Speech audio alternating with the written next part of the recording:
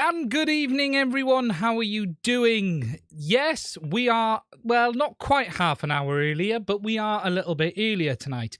And I decided to do that just to make it a bit easier on my fellow UK and European folks, but also sort of hit a bit of a mid-time ban because it's all about to change in the next couple of weeks anyway. Now, I'm just going to check the levels and everything to check how it's all looking. All looks good. Please do let me know how it looks and sounds. Good evening, Chipperoo. Good evening, A Prone GMI. Good evening, Jason. How are you doing, my friend? Stefan. Let me go back up. I saw FPV Tech there, BB Junkie, Nassar, Temper Drone Life. Good evening. Good evening, Brutus. How are you, my friend?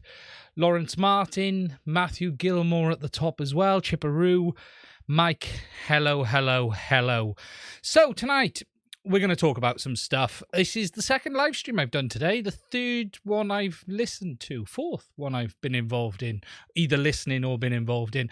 For those who don't know, I did a live stream this afternoon here, but this morning with Ken at Original Dobo and Sean over at Geeks Varna, and I really enjoyed that one. A massive thanks to Ken for inviting me along. It was good to see Sean. I haven't spoke to him properly for ages, actually. It was quite funny because I thought we might have time for a chat at the end, but the whole thing, we ended up back on here and then off again, which was quite funny. But yeah, it was, you know what, absolute privilege. I'm a big fan of Ken and what he does. What I love about Ken as well is his no fucking around attitude, and I'm gonna swear on that because that is how Ken is, and he is a very cool dude indeed, Mike. He really is. And obviously Sean is a proper journalist is the term I will use, and I hope, Sean, you take that. I think that's what you would like to be called. Sean is a real proper guy at the journalism side and that side of stuff, with not just regards to the stories and everything, but the ethics behind it as well. And Sean's doing some amazing stuff, and it's been really good actually to see Sean's channel grow, because he's gonna catch up and surpass me in no time at all. That I can guarantee. But that's what happens when you do it properly anyway. So it was a big privilege for me to be involved. So good evening, MacVision. How are you? So tonight for me, anyway, it's time for some more nonsense from my side of things. So what we're going to do, we're going to talk a bit more about these cameras. I have spoke a little bit about them, but we're going to talk a little bit more on the tech side and have a look into why is it we are only seeing 60 frames a second cameras, because you know, we are literally swimming in 60 frames a second cameras. I'm swimming in 60 frames a second cameras. I've got more. I think I've got, yeah, I'd hate to know how many I've got, and there's more to come, and we're going to talk a little bit about that. We're going to talk around where FPV and drones could be headed, because there has been what appears to be another legitimate message from ST Electronics saying that there's more price increases coming. I have seen this on Facebook and a couple of other forums, but I haven't been able to fully verify it. But that will be the second or third notice that we've had from ST to say prices are increasing once again, and we're starting to see the effect of that drip down into supply. But we've then got the likes of Fettech, who make flight controllers and some really great electronics, including the short saver, the short saver, and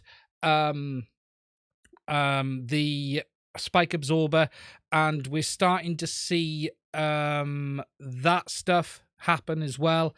So we're going to take a look at that, because there's a new CPU that they're using, or SoC I should say, and then we'll talk about a few other things as well. Now, as always, guys, I'm just going to check how many we got. We got 33 of you. No, we haven't. We got 41 of you lovely, amazing people here tonight. If you are new here, welcome to the channel. If you're not new here, hello. Thank you for coming back. If you're not a subscriber, though, please do consider hitting that button. Give us a like as well. I'm also going to get the shilling out the way now a little bit as well, which is if you'd like to support the channel, there are links to buy me a coffee as well as Patreon. And I do have a Discord server, and it is a free Discord server, and I don't mean that in any way because I actually pay to be involved in a few others, but because basically there's only a few people on it, there's no point extracting money from people for it. So I do have a Discord server as well if you're interested in joining. I will put a link to it in the chat in a minute.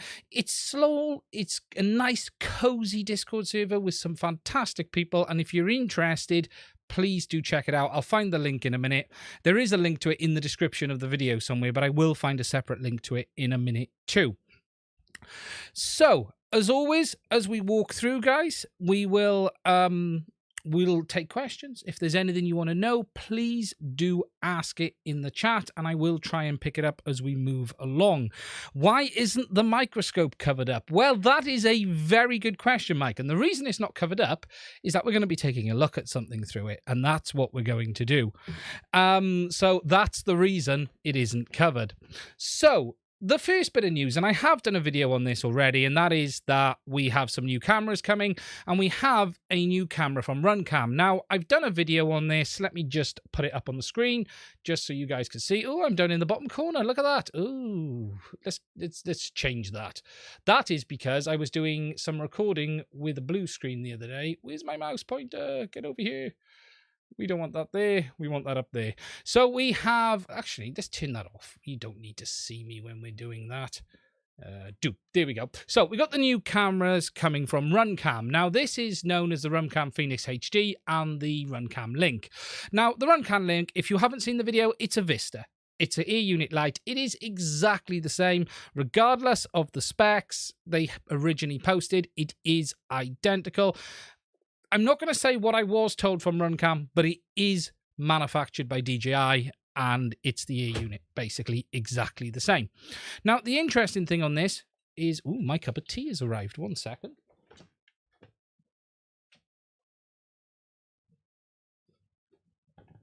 And she's let me down. It's a cup of coffee. Can you believe it? Anyways, so it is another camera from Runcam, and this one again is a 60 frames a second one. It is not a low latency camera. It is using a 1/2-inch sensor. It is low light capable, and they're saying it's got really good low light capabilities. It's a 19 by 19, and look, it appears to be an equivalent of the Polar Starlight just from Runcam. And it is interesting that it does have this 1/2-inch sensor rather than the slightly larger one that Thing are using, that Cadex are using. But look, there's nothing particularly interesting or amazing with this, but it is going to be interesting to see how it goes.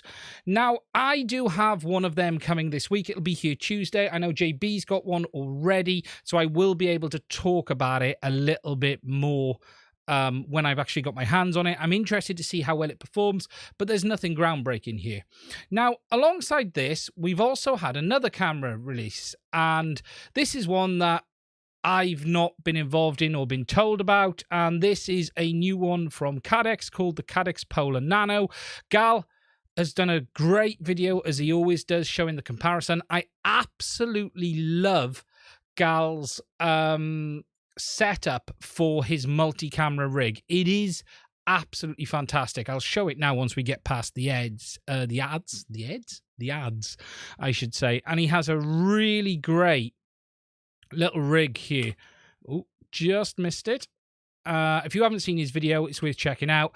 And he has this really fantastic rig where he mounts 2 air units on the aircraft and puts a camera there. And I think there's one in the bottom there. I can't see any up here. And this is how he's doing his multiple recording. I was thinking of doing something very similar myself. However, look, Gal is smashing it out the park with this, so there's no point doing something someone else is already doing. But he shows the footage, and look, it looks clearer than the Polar Starlight camera, it does look very, very sharp. I'd like to see it in person just to see if it is overly sharp, because we all know how that goes. You can jack up the sharpness on the image quality and obviously give it too much sharpness. But if you just look there, the detail looks substantially more. Just to put that full screen, it is incredible how much more detail is in this image here compared to here. You know, this is all fuzz, whereas this just looks fantastic. Now, this is a 14x14 camera. It isn't a large one, and it only weighs 2 grams. You know, it is a very interesting piece. As I said, check out Gal's review. He just takes it for a fly on his double camera rig. And every moment you look at this, the colors look great, and the overall image quality, again, look, if I go full here, and just the detail difference between these two cameras is incredible. It really, really is. From this point forward here, there's a lot of mush in the Polar around here, whereas this camera just looks fantastic. So it's going to be interesting to see how that camera looks overall, because it does look very, very good. It does look very good indeed. But it's not designed to be a big camera. It's a 14x14, and it's designed to replace the Nano itself, the original Nano, which is, where is it? Well, it's a waste of time is what it is. But the original Nebula Nano, and it wasn't a great camera. It really wasn't. But I haven't got one. It's going to be interesting to see how it is. And see how it is in the real world, especially around a lot of the other stuff as well. We assume it's a rolling shutter. We assume it's fixed white balance, all of the usual stuff. But I thought, personally, the Polar Starlight looked one of the better cameras, but this looks even better. So, it's interesting. And further to this, we've then got something coming from Foxeer as well, which is another camera for DJI. That one won't be official, but it is another camera again. Now, this all begs the question, well, why is it we're seeing all of these 60 frames a second cameras? What is the reason that we're not seeing the 120 frames a second cameras? Because we know with DJI, the low latency mode uses 120 frames a second. So that way it's able to deliver twice as many frames in the same amount of time as the 60 frames a second cameras. And that then is able to get the latency down to those 24s to 28 milliseconds, where on these other cameras, you're at 32 plus. Now, there is a reason for this that we don't know 100% the cause, but we believe it is relating to the chip shortage. Now, as JB said on his stream tonight, you can buy a 120 frames a second camera from DJI today. There is one available, and that is this one here, which is in this bit of foam, which is the Cadex micro camera. Now, if I just go on the overhead, it's that one there, look, which comes with the ear unit kit. Now, you can only get this with the ear unit, and this basically is a Nebula Pro in a different casing. That's what this camera basically is. But you can only get this right now with the DJI ear unit. Now, we all believe it's to do with the chip shortage and the reason for it. But what I'm going to do is just jump into the cameras and show you what we're talking about here, because there is something very, very specific. And there is something that is not on these cameras, on the normal cameras, the 60 frames a second cameras, that is on these other 120 frames a second ones. So what I'm going to do is hop over to the microscope. A minute. I'm going to move my mic. Sorry, there's going to be a bit of noise. Okay, so I'm going to be a little bit to the side of the microphone, so you're not going to hear everything.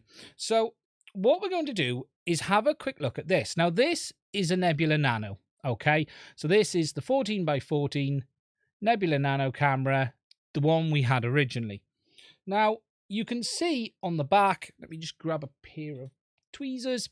There's a couple of chips. We've got this small IC here. We've got this, likely a voltage regulator up here. Small one here, but that's pretty much it on this camera. Now, if we hop over to the Runcam Mipi, this again is another 60 frames a second camera. There is some similarities. So again, you've got this regulation chip here, but you've then got this camera processing chip here.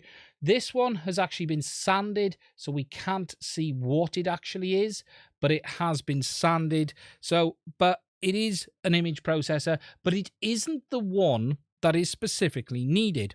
And that is the image processor that you find on these cameras. So this is the 120 frames a second camera. And if we get in a little bit closer, it is this chip that we have here.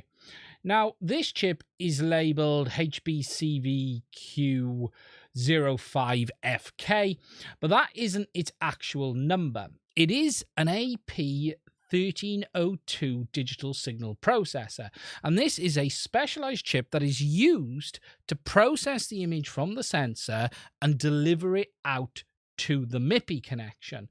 And that chipset is on every 120 frames a second camera, and that is what we believe is causing the shortages. So if I jump back to the PC a second and then put it up on the desktop and show you this chipset, it is the AP1302, and let me just jump back to all, and it is a chipset from onsemi, and it is a image signal processing up to 13 megapixel. And this is the chipset that's causing the issues, because this, we believe, is in short supply. If you try to buy it, you can't get hold of it anywhere. And with the current silicon shortage, this is what is causing the issues. Now, it's basically a secondary image processor. So on a camera, you have a sensor that exits the data out onto its connection, and then this is basically taking that data and processing it and allowing you to have things like the ability to rotate the image, adjust the brightness, and all of that kind of stuff, and also change the frame rate output of the camera. Now, get myself back up. Now, we don't know for sure if the chipset is the issue or the sensor, because it's also worth taking into account that 720p 120 frame a second sensors are not basic ones in themselves, but the understanding is this chipset that's causing the problem. And this is the chipset that is only available from their certain suppliers, and all of the 120 frames a second cameras have to actually have this chipset. So this is the reason we're having a lot of 60 frames a second cameras, because this chipset is in short supply. It is also very probable that the 120 frames a second sensor is in short supply. We know they are available because they are shipping the Nebula Nano, and the Nebula Nano Micro, is basically a Nebula Pro. It's the same camera in different housing, but they're in shorter supply, so they're keeping the supply they have for the air unit sales, not just the sales with the cameras as a standalone. So that is the reason we're in this position and we're seeing these issues. And this is the problem in the current market. Now, there's hints that cameras are going to be available October, November time. No one is saying for sure, but I've got whispers from Runcam that they have 120 frames a second camera coming. Cadex originally told me some time ago that they were expecting September, October time. And there's also whispers appearing everywhere else that these cameras are on the horizon. What we don't know, though, is it going to be a Nebula Pro, a Nebula Pro 2? Is it going to be from Runcam, just an equivalent of the Nebula Pro? But we should see some supply in the next month or so. Now, we all know what's going to happen here. There's going to be a huge rush to buy these cameras. Everyone is going to run out and buy 2, 3, 4. Personally, I'll probably buy 5 because I don't want to end up in the position I'm in now again. But what we don't know is how long the issue is going to be for. Now, it is good we're seeing more cameras for the system, and there is some irony that the closed and proprietary system, that is DJI, has more cameras than the, I'm not going to call Byte open, but it is a system that has much wider options to work with third parties. And it is interesting that, like with DJI, we've got 8+ cameras now, but we still only have 3 capable of 120 frames a second. So we're going to have to see. An interesting comment from DJI. So repeating the fuel crisis. I think the difference is, though, we will use it. You know, look, the concern, though, is, you know, I've got builds I can't finish because of this camera thing, and I've had issues. So there is, you know, you do want to safeguard yourself. And does it help everyone if everyone buys 5? No. But I'd have bought 5 in the period we would have had them in if they were available anyway. Which cameras have the option to disable auto white balance? Currently, only cameras with the AP1302, which is the DJI camera, the Caddx Nebula Pro, and the Caddx Nebula Micro. None of the other cameras have any control options at all. Now, there isn't anything to say they can't have an option. It just might not be via the menus. You know, I did say to Caddx, we've got the option of controlling some features on that camera. So the Starlight, you can adjust the contrast and brightness. Why can't they add a menu into the camera to be able to turn off auto white balance? I'm not that fussed on it being through DJI. Obviously, I would prefer it to be all through the goggles, but I would much prefer if these 60 frames a second cameras did have a way of doing some adjustments outside of the DJI system. If that's what it takes, then so be it. That would be a better way forward. So, you know, it's interesting times. We've got this new camera from Runcam. As I said, I'll have this in hand Tuesday. It's due to me from FedEx. It takes a bit longer for stuff to get to the UK. They're saying to me, Runcam, to be fair to them, have been really good on the communication, and they've said it works really well in low light. I'm really intrigued to see how well it does look. And I'm looking forward to that. Again, delay as low as 32 milliseconds is going to be interesting to see how it feels compared to the the Polar Starlight, because I still think something's going on with that camera. I really do. And yeah, and you know, price wise, what's it coming in at for the kit? $154. So it's not great, but it's not terrible.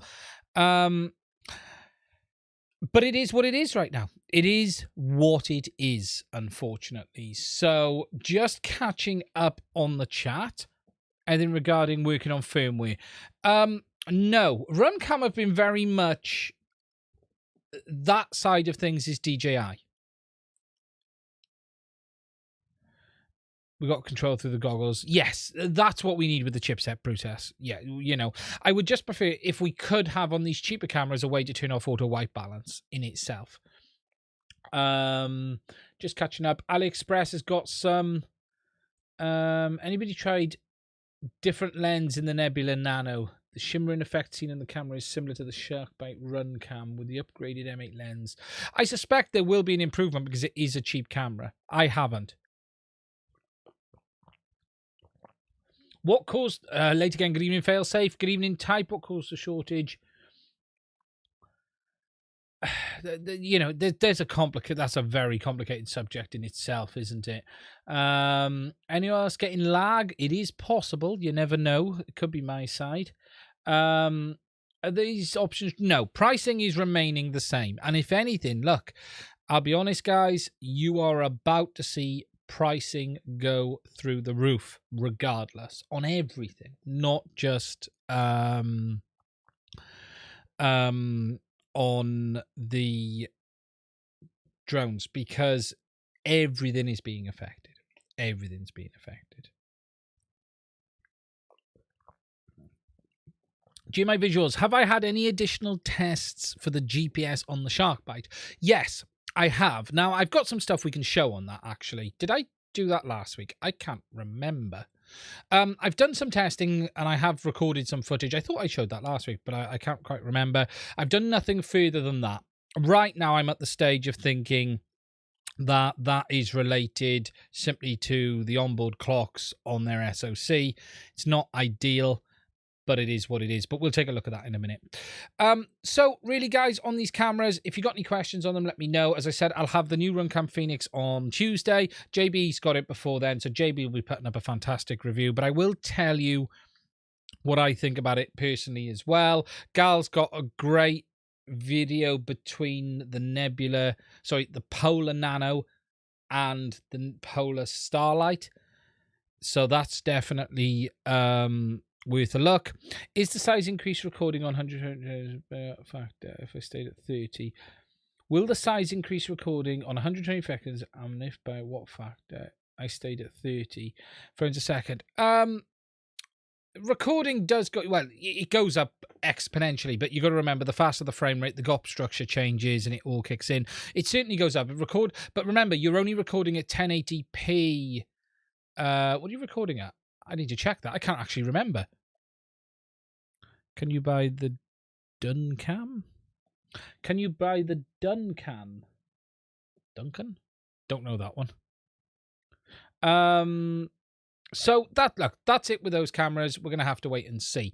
Now, the interesting thing on the Runcam is the Phoenix by itself, the Runcam, sorry. Yes, you will be able to buy the camera on its own. It is available as a standalone camera.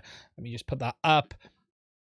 As well as the intention is for it to be available as a standalone camera, as well as it's on the same page. There it is. Sorry. Camera with a 12cm cable. So it's going to be $54. So you can pre-order it by itself, and it's going to be available on the 18th of October. So you can get it as a standalone as well, which is a good thing. Or you can get it with the Vista, and it is basically a Vista. It's exactly the same. Ear unit is not changed. It will be interesting to see if this is going to be that version 2 ear unit I was talking about on that, they released the new firmware and there was going to be a new ear unit. It will be interesting to see how it behaves. Can improve penetration if lower frame rate. Okay, so that's it on the DJI cameras. If you got any questions on them, guys, we will come back to them in a minute. Let me just move this over and get myself in the right position. Now, the next thing I'm going to quickly touch on is Byte HD0. They've released the beta firmware. I forgot to get it up. Let me just get it up. The beta firmware has come out, which has got some little improvements in. Get rid of that. Find HD0 website. Forgot to bring this one up. And I'll talk about a few other things as well. Where is it here? There's a post. They put it up on Facebook like 4 days ago. It's hiding from me. Where is it?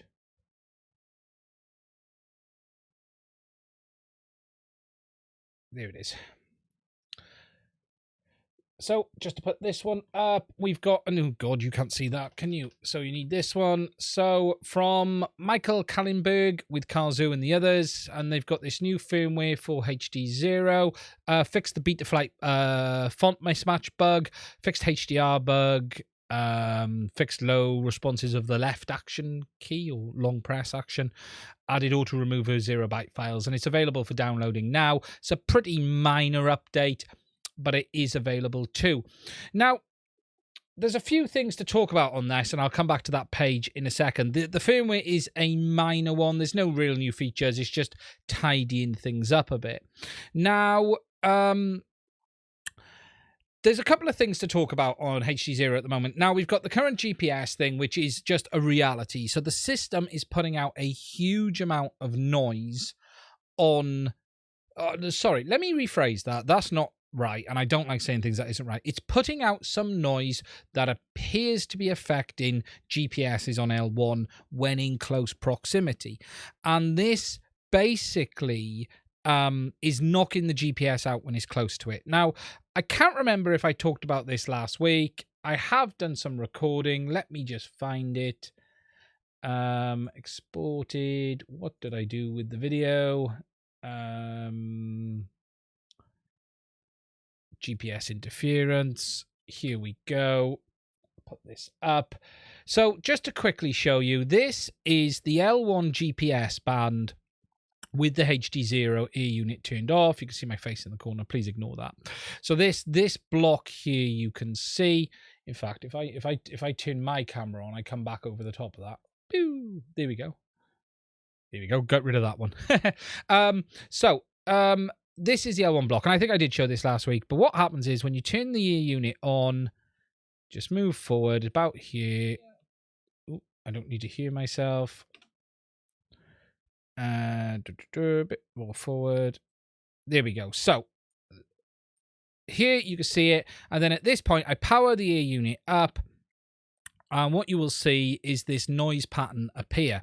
So what we do is we get this noise pattern here just outside the L1 band, this noise peak here, and this noise peak right in the middle of the GPS band itself as well. And this is at close distance wiping out the GPS on your aircraft. If your GPS is within 2-3 inches, it is completely wiping it out. Now, I am going to do a video on this. I haven't done it yet because I didn't want to put it out and be seen as just trying to kick Sharkbite.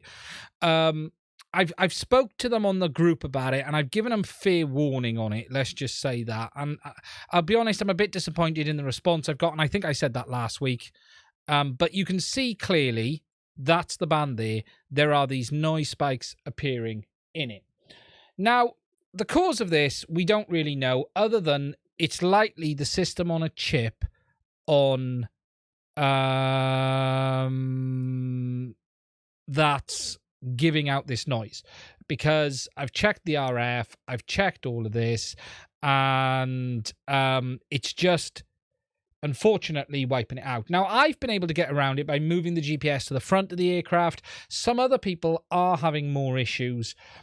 The reality is there's going to be no fix for this outside of putting that ear unit in a metal case, because the ear unit is open. And there is nothing to say on this, right, that the DJI Vista or ear unit would not do the same uncased as well. The only thing I will add, though, is the ear unit does have some cans, and the DJI Vista doesn't. It uses the heatsink. So it's not fair just to say the Sharkbite ear unit is bad and the DJI doesn't do this, therefore it's good. It's not as simple as that. DJI make their ear unit fully covered, and that will be shielding all of this noise. I haven't done a test yet to take the lid off and try it and see if it's still there. What I was really looking for was just a response to try and understand this more and see how we can mitigate this, whether it be from different GPS units or some form of shielding. But for the most part, I think they're just going to run with it and, you know, ignore it as it is. This may not be a problem with the 1 watt VTX. I just hope whoever is testing these is testing these with GPS equipped aircraft. Because one thing I will say for Sharkbite or HD0 is it is really at the moment in the hands of the racing guys for beta testing. There are some very specific people they're using, and that's great, but these are not general FPV flyers. So I just hope these guys are going to put it through its paces. When I used to beta test for the likes of DJI, I used to test everything and test it in every scenario to make sure we covered most use case scenarios. You can't just test it for your use case. You have to test it for everything. And I just hope they're going to do this, because more RF power could make this problem worse. But we're just going to have to see. But we've got the new firmware. We'll jump over to the chat now and catch up on that in a second. We've got the new firmware, which is nice to see. You know, it's pushing forward. It's moving forward all of the time. It's really good to see. They're communicating well. I'd just like to see maybe a bit more on this side of it, because it is a very real problem some people are affected by. It really, really is. Okay, so catching up on the chat. GMI, have you had it? So did you say you were having the issue or you weren't? MM Studios, I'll go back up the chat. GMI, please help me with the context issue. Pre-bid in 20 meters for my Tango 2 Pro. It keeps saying telemetry lost, telemetry recovered. Right, you can't. What's it like at 40 or 50? Studio, because look, you can get, and often the case with telemetry, you get receiver overload, front end overload. So think of this is the signal is too strong. If you think of it like having a torch and you want to shine it at someone, but you're shining it in its eyes, it can't see properly. Try it at more distance. Go out 30, 40 meters. You should stay solid.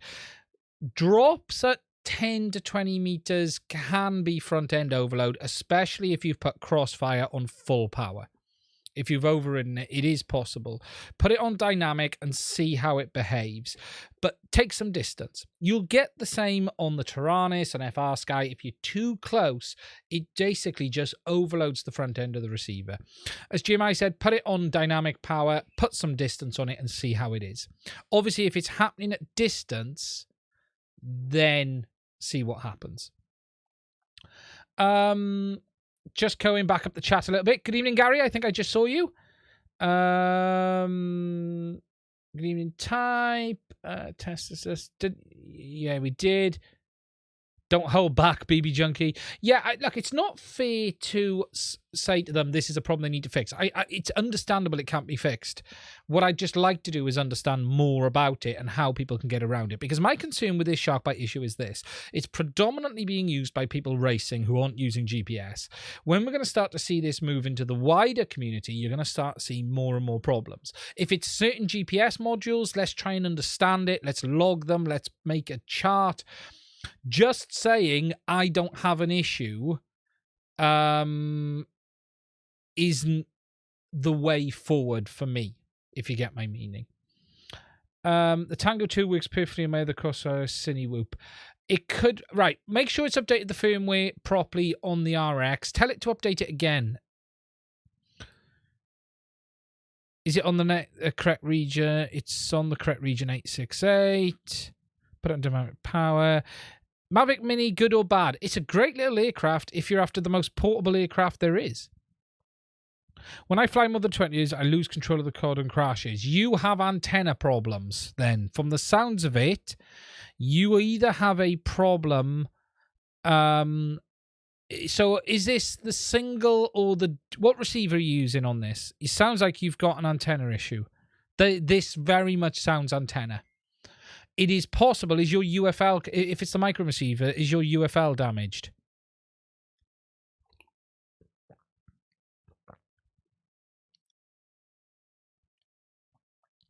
It sounds like antenna based. This sounds antenna related. Just to confirm you're using the right antenna for Crossfire. That it's...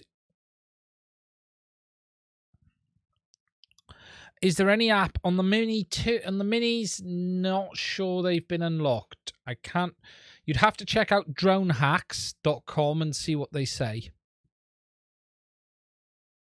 Have fun soldering a UFL. Yeah, we can try it. We can try it. We've got the gear for that one. Check the UFL connector. It's not going to be easy. Get your camera and take a picture and zoom in on it would be my advice. Check the UFL on the other side isn't damaged, because that's what I had on my Scout HDs. For those who don't know, I had a damaged, also thinking Immortal T on the Nano RX is faulty. It's very possible. Could even have a short on it. The UFL is really hard, easy to damage, hard to tell. You know, I damaged mine. Let me just, where is it? HD0. I damaged mine and ended up having to repair it and take some images of it, and it was a hell of a lot of damage. It's doable if you abstain from caffeine. You know, mine was really quite badly damaged, but we got it fixed. We got it fixed. Let me just go onto OBS. Where was it? Here we go. So this, just to show you, was my UFL that was damaged on my SharkBite HD, my Scout HD goggles. just to show you, the pin was actually folded over. I refocus it in a second. It's me trying to actually fix this. What we had, just to show the start, so the pin here is folded over, and that pin was pressed up against the outside of the casing, and this is why I was having issues. And then what I ended up having to do was bend it back out straight. Look, you can see there under the microscope, I was holding it and bending the pins back out and then moving the excess plastic away around the outside of the connector just to try and get it fixed and working. And then you can see we bent it back and it's absolutely fine. But you can do these things, but they're not easy to do. You can, as I said, that one was well damaged. That one was. UFLs are horrible. They are really horrible. Check the UFL. UFL would be my bet. It's really easy. And with the UFL, if it clips on, it should have a good clip onto it. And if it doesn't feel secure, if it just lifts off, you probably find the UFL is damaged. It should go on and you should be able to rotate it side to side nicely, but you shouldn't be able to unclip it very easily. It should have a decent hold on it. But most likely the antenna on that one. Most likely the antenna. Let me just scroll down. Do we have any other to use of the same size? No, you know, look, I hate MMCX. MMCX is bad. It's another bad connector. They're all the same. I would be swapping the antenna then. Or it's a damaged receiver. It can only be one of the two. It can only be one of the two. Antenna or damaged receiver. I'd swap the antenna with your other quad if you can. A fun project to solder a UFL onto a Tiny Hawk VTX. That is. Okay, guys. So that's the situation with Byte. As I said, new firmware. Go get it. I haven't put this on mine yet. I will be doing a video on the HD0 camera in the next couple of weeks. I haven't done it yet. I've got it. I'm flying it. It's the early release version. I've got nothing bad to say about it at all. It's okay, apart from the new one's going to have some extra controls on and stuff, which this one doesn't. But it's a decent camera. It's a decent camera. And Runcam have said that there should be an equivalent of this Phoenix camera coming for HD0 as well. So we've just got to wait and see on that one. And you're probably going to see that now. You're going to see equivalents of these cameras. You're going to see equivalents. Okay, guys. So any questions, please do let me know. Let me just scroll across. How easy is it to connect and disconnect if you possibly swap on? How easy is it to disconnect and disconnect? Well, the UFL should be fairly easy. You know, UFL connectors, I got some here.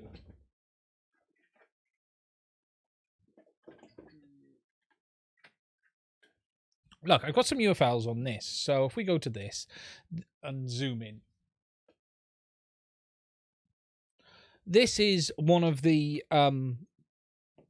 RF design radios. Now, a UFL, when you put them on, they should go on and clip in place, and you should feel a good clip on them when they go in place. So let's just pop him on, give him a press. Now, when a UFL is on well, you should be able to rotate it like that fine, but it shouldn't just pop off. Can you see the, look, I'm putting a tug on this. A good UFL connection should be able to rotate that axis fine, but when you pull back on it, look, I'm putting a stress on it. It shouldn't just pop off. And what I have found is the hints of them when they're playing up is they just pop off. Now, this one, I'm just giving a tug. You know, to be honest, it's surprisingly difficult to get them off when they're good. And that has enough strength to hold with a good pull on it, but it should be like that. A good UFL should be like that. Has the old Git been and gone? No, we haven't seen Bruce tonight, Gary. He has not been here for some reason. He hates me now, I'm guessing. He doesn't want to join us. He doesn't want to join us. Okay, guys. The next thing to talk about is flight controllers, and we're going to talk a little bit around that as well. We'll come on to that. Have you had a look into OpenHD? No, I haven't yet. OpenHD is on my list. I've got some stuff over winter. So right now, is that an RFD 868UX? That is Peppermint Pilot. An RFD 868UX. There you go.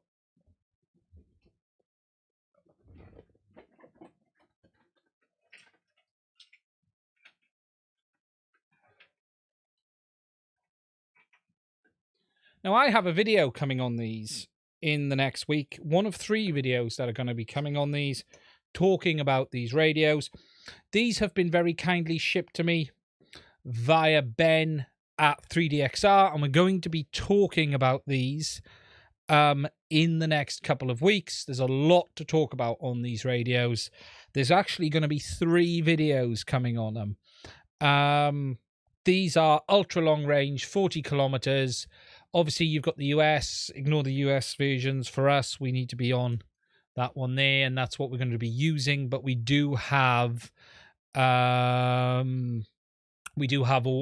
selection of them here to talk about as well. I'm just working on the first video now, and it won't be long before we get that one finished, and then we'll be getting that up. The good thing with these is these will do 40 plus kilometers, these radios, and they also allow for PPM and S-Bus control link as well, so you can use them. They're not low latency. You know, this isn't Crossfire or Tracer level. It's, you know, we're talking long range fixed wing here more than anything, or drone, but they are really, really good. Already using the mod with the normal size one. Love the system. It really is good. Yeah, I got the TX mod over there as well. You can get the JR module for it, which allows you to put it in the back of your radio too. Very good system indeed. Very good system indeed. Okay, so flight controllers for planes. Yeah, planes, trains, automobiles, anything you want long range for. The nice thing with these is they do Mavlink communication, and you can do PPM-RC as well. Sell them controllers. The chip shortage is being in the RSA. Yeah, now we'll talk about this because it's a good time to talk. Now, the chip shortage is becoming worse. Now, I saw a notice on Facebook from ST Electronics, which had gone out to some suppliers, and I can't find it now. It's disappeared. That was a letter showing that there was a shortage, or there is a continued shortage, and there is going to be a price increase again on components. Now, as a result of this, we are seeing shortages across the board in components. For instance, try buying a flight controller right now. You can't do it. There are hardly any out there. I'm looking to spec another build this week. And there is just hardly anything available. There really, really is a shortage out there. And look, there's a lot of fab coming online in the next 12 to 18 months. But it takes time for this stuff to rock through. And a lot of this fab space is high-end fab space and not necessarily low-end fab space as well. So we're going to see that. Thank you for the super chat. I'll come back to the question on that in 5 minutes. Let me get to this and we'll get to your question then, mate. No problem at all, but massively appreciated. So as a result of this, we're starting to see some changes happen in the market. And the first of these is this, which is Fettech have announced their new flight controller for the first time using the STM32G4. Now, we've had the STM32F3, the F4s, the F7s, the H7s, and now we've got the G4 flight controller. And this, I think, is the first time we've seen an FC with a G4 on board. Now, if you don't know what a G4 is, it's one of the STM32 family of CPUs. Basically, it is a jazzed up F3. is what it really is. So it's the ARM Cortex-M4 ring at 170 megs. So just to give you an idea on that, the STM32H7 is 400 megs. The F7 is 233 or 266. So it's not the most powerful CPU out there. It's aimed at replacing the F3 and F4. It's had a lot of updates. It's much smaller. It's much lower power. It's got a lot of stuff we won't really use for FPV and flight control. So, for instance, it's got dual bank flash with secure memory area with AES encryption. So that means you can actually store stuff on it AES encrypted. It's got USB Type-C. For the first time we have seen in a while, directly onboard the flight controller. It's also got a lot more digital I/O on the flight controller as well. So rather than having to have external hardware, it's all actually on the autopilot itself. It's not stuff that really we need in the FPV industry, but the result is of the chip shortage, we're having to move on to this stuff, and that's the reality. It gets all very complicated, but for the most part, like, it's a newer, jazzed up F3. That is the basics of it, and it's got different hardware accelerators. So it's got routine boosters, maths coprocessors, and art accelerators, whatever all of that stuff does. But the reality is, it's a chip we wouldn't choose to use ordinarily if it wasn't for the fact there's a chip shortage. And it's that simple. You know, when you look at the STM lineup, there's a huge amount of chips. You know, I did get it up earlier, and there are loads out there. You could pick one of the biggest ones there is and use it on the flight controller, but it would be over-spec'd. They have different CPUs or SoCs with different functionalities. So you've got ones with like secure memory areas for data control, and you've got ones with onboard specialist I/O and multiple co-processors and stuff like that. For our use, though, we're very much using the basic STM32s, F3s, F4s, F7s, H7s, because they're all in that family of basic microcontrollers, and the only real big difference is some horsepower, more powerful, more RAM. The H7 does have a secure enclave as well, but really this processor is more than we ever need. But the reality is, it's what we can get, and that's why you're starting to see stuff like this happen, and Fettech release something like this. Look, it's got more I/O, so it's going to allow, 8 native D-Shot 2400 ESC signal outputs. It allows for stuff like that because of the horsepower and the extra I/Os and everything. But the reality is, we're being pushed into this direction because of the chip shortage. Only supported by Peter. Yeah, and this is the thing. It's where support comes in, and this is the problem. The more chips, there's more work needed to get support into the flight stacks. It's a lot of work. Pavel mentioned Dejuf in his blog post April 20 back then, but only supported by Betaflight 4.2. Exactly.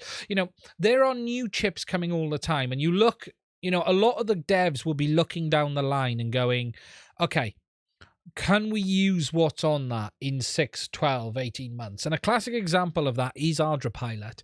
So with ArdraPilot, we hit the limit of onboard flash storage on the F3s and F4s.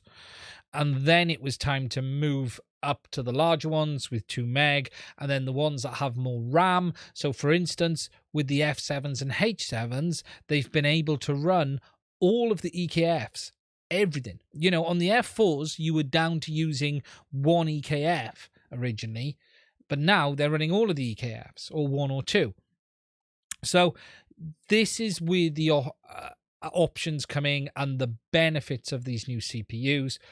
We're getting more than we probably need right now, but there is always this term of, you should never hold back on hardware because the software guys will find a way to use it. And that is an interesting term. And I tell you who said that was Philip Rose, actually. And Philip said, you know, you should try to put in as much hardware as you need performance-wise, because the software guys will come up with creative ways of using it. And we've seen that in Pilot as well, that the H7 was massively overpowered. It still is for the most part. However, we're starting to see a lot of stuff come through. Lua scripting now, full EKF support, the ability to run full apps in the background in Lua whilst the flight control's running as well. So it's really interesting, the stuff around that too. And then you, depending on what flight middleware you're using, so they're using Chibios, it means that they've been able to do some optimization there as well. So it is interesting to see. Fettech, I've never used a Fettech. Are they, I'm assuming, so let's just go onto their website. I've not used one of their flight controllers. So obviously they make KISS compatible, which I knew about, but I'm assuming these are for Betaflight, or are they KISS as well? Because the G4. I'm assuming this is for Betaflight. Let's just zoom in a bit so you guys can see. Scroll down. KISS firmware. So no, it's KISS again. So it is KISS again. So it'll be interesting to see if we do get Betaflight make a tune for this, or will it remain KISS? Are Betaflight really going to be pushing down this road now? Fettech OSD, Fettech KISS. I've still never flown a KISS autopilot. I still don't fully get what it's about. The last 5 years. Okay, so catching up on the chat a sec, guys. Is the Nano version 2 as bad as the Nano version 1? You can get one with the air unit light for around €100. Right. The Nano, so the Cadex Nebula Nano, the version 2 was definitely better. I'm not going to say it was brilliant, but it was definitely better than the version 1. I don't have a version 2, so I can't tell you how much better. However, it is better compared. But I would be looking at one of the other cameras if I was you, especially this Polar Nano, rather than the original Nebula Nano. I would be looking for a Polar Nano, because that camera is about to be available, and the chances are, price-wise, it will replace that Nano you're looking at there. I would hold back a minute.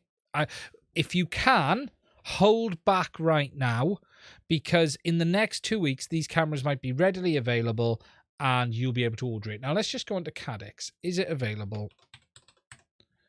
Cadex FPV. If we just go into Cadex, new releases, have they put it here? No.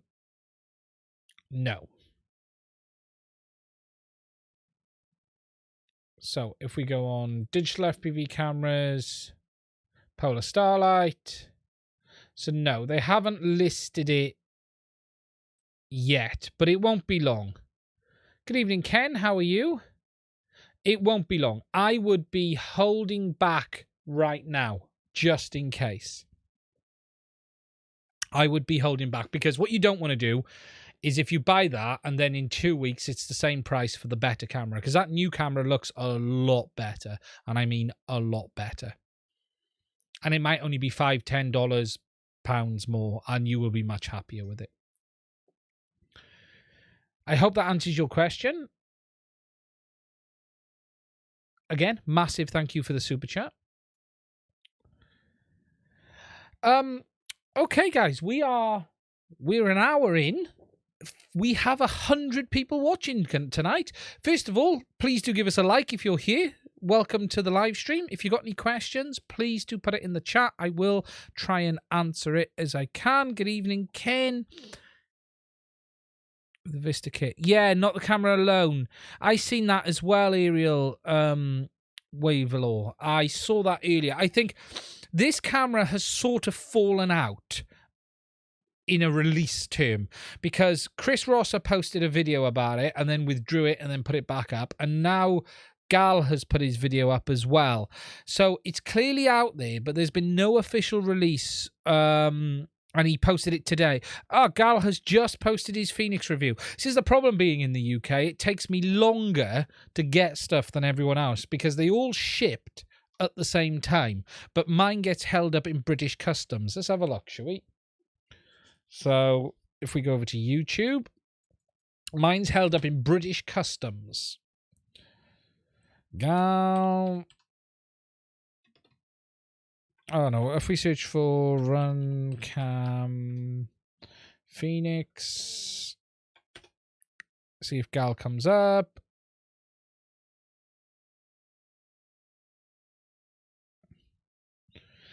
There's Gal's website, so let's just go on videos. Here he goes. Cool, he's got it up already. Head of the game. We just have to get past the ad.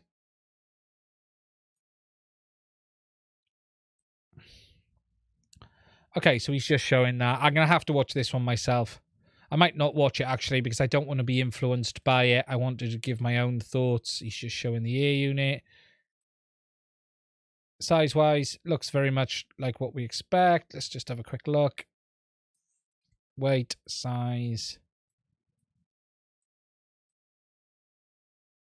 He's checking the SW, the antenna. Okay, that's very interesting. Now this, I do want to see. Right, let's have a look at this, shall we?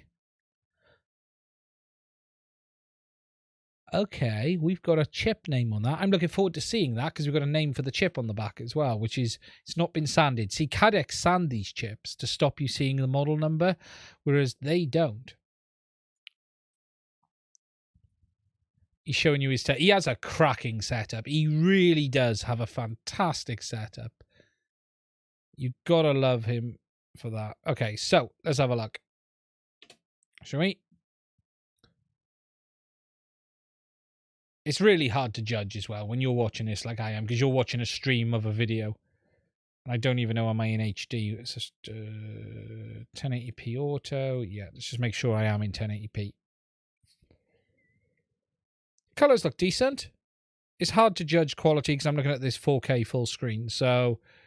let me just, I've made it smaller so I can just give you my judgment on it. Looking at this, I'll just give you some initial thoughts. It doesn't look as sharp as that new camera from Cadex at this point, just instantly, although it does look sharp down here.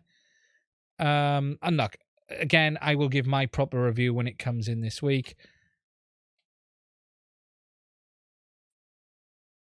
And he's then in low light. Oh, wow, look how dark it is. And he's testing it in the low light. Oh, my.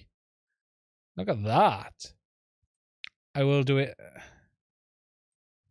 Okay, interesting. Worth checking it out. Okay, I'll put a link. It's Gal's Kremer. Great YouTube channel. Fantastic. He's got it up now, so check it out.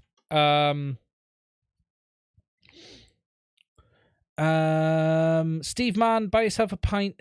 Oh, thank you, Steve. Very much appreciated. Right, catching up on the chat. What's a good stack to look for FPV Psycho prototype build? 5-inch 1870s. I'm a really big fan of. I actually often use separate flight controllers and ESCs from different manufacturers. So I really like Brain FPV flight controllers. But I've started to go back to using Hobbywing stacks because I really like them. But I was about to order a Mamba stack today for another build because that's all I can get. I can't get anything else. There's a lot to be said.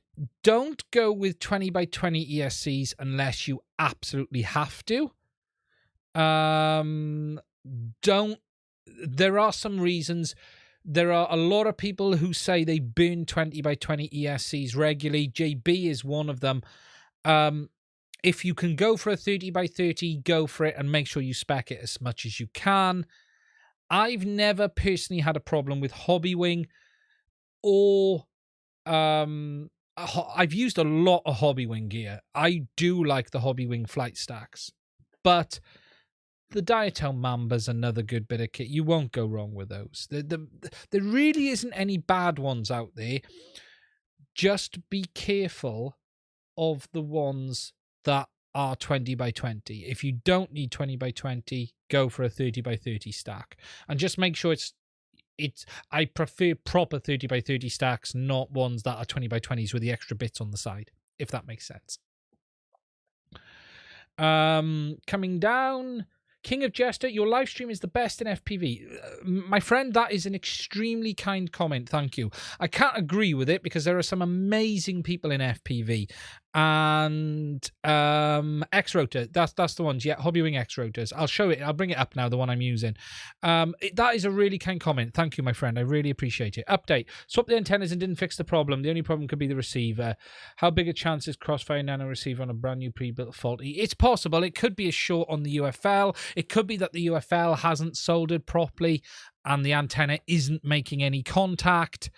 There's so many things. Chances are, if you flashed the firmware, you've tried another antenna, it's still dying. Try rebinding it, just in case. I don't know if you've done that, but just check it.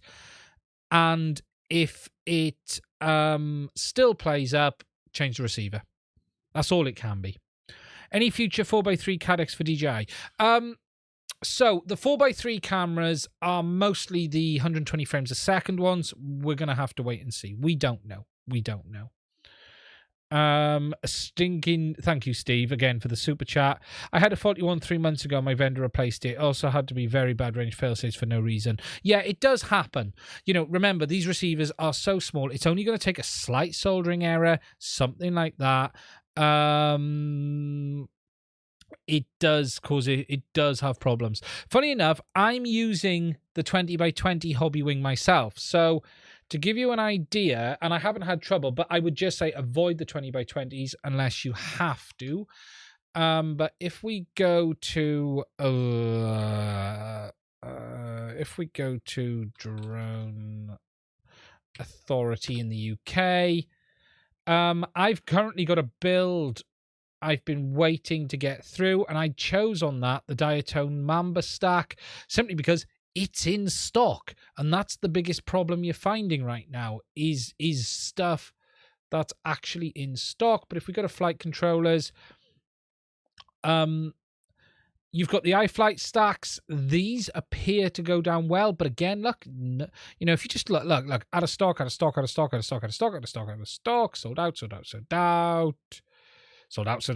sold out, and literally all that's in stock is some here. If I go to Hobby RC, I use Hobby RC a bit as well, and these guys do a good selection. And the one I had last time, which I did like, was, where is it?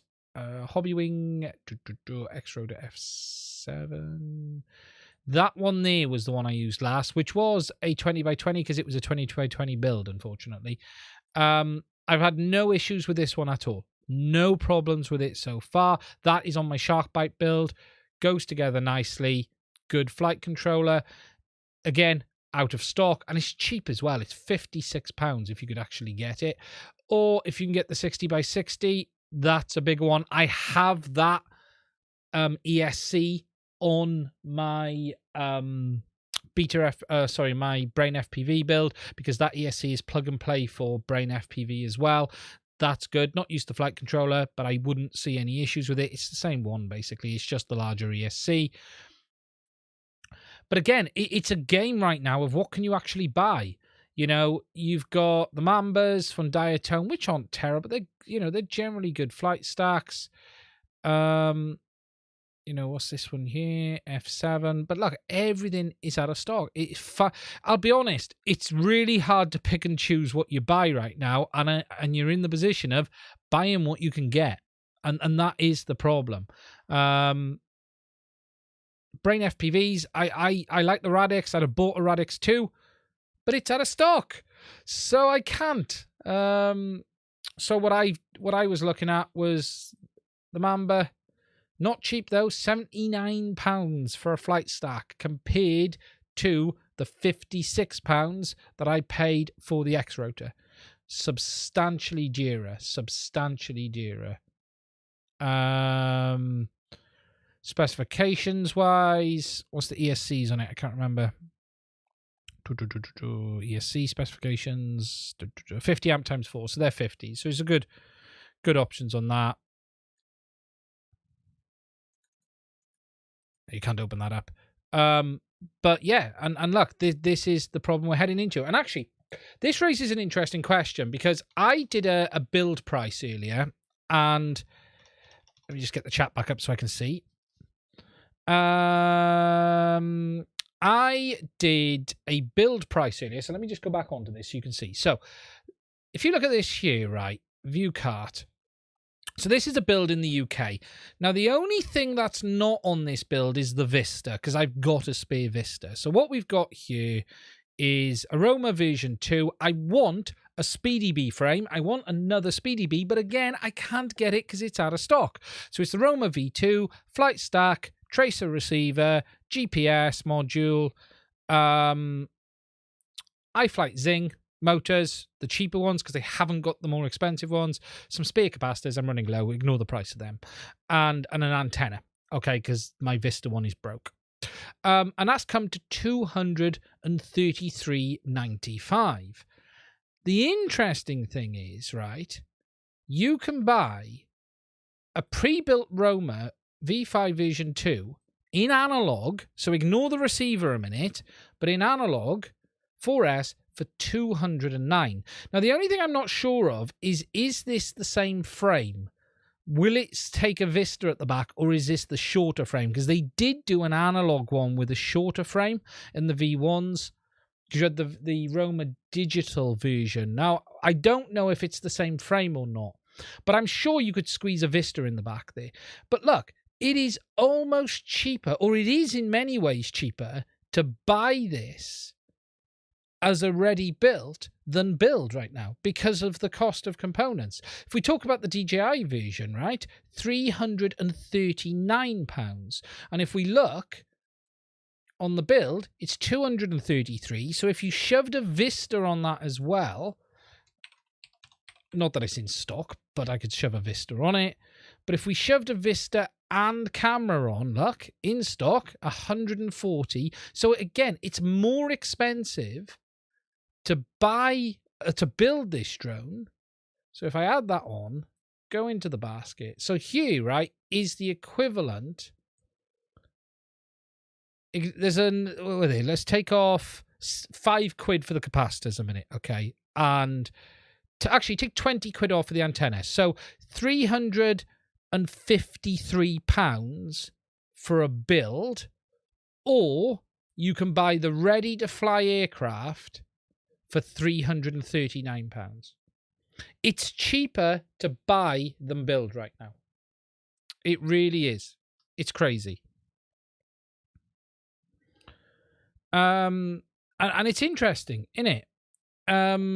It's interesting that it's at the stage where buying components and building is going to cost you more money. And we know I'm tempted, if I'm honest, just to buy the Roma analog, but I know it's probably the smaller frame, not the bigger one, unfortunately, and convert it to DJI because it's built.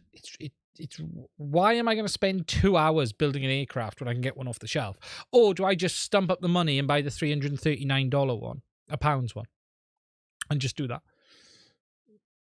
Where's the fun in that? Yes, but it is interesting, isn't it? You know, there's no, because it sucks. I love to build. Yeah, well, there is that. Yes. We all love to build. But it just shows there's no cost benefit right now. And that drone is really cheap. You know, that should be a lot dearer than it is. I was looking, just to show you, I was looking at this. Did you see JB's review on this? I'm really tempted on that. Really tempted on the Nazgul Evoque F5. Looks very, very nice. Very nicely built indeed. It's just nearly £400. It's the only thing that's putting me off. It's a lot of money.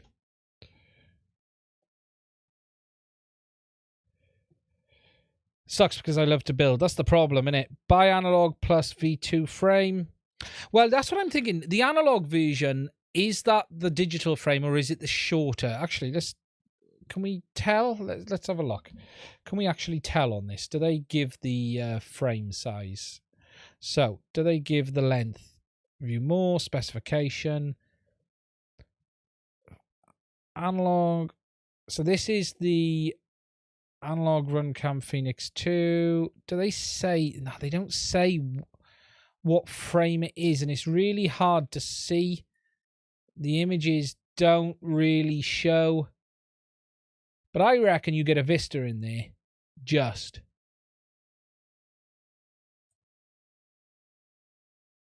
I reckon you'd get a Vista in there very just. So you could convert that to a Vista build. I want one with 120 frames capita, Nebula Roma. Yeah, I am tempted. That 380, but everyone is saying that drone is fantastic. I'll be honest, I need another FPV build for flying. I'm at the stage where, okay, so I've just done 2 complete rebuilds. One DJI, one Byte. Okay, they're both here. They're clean because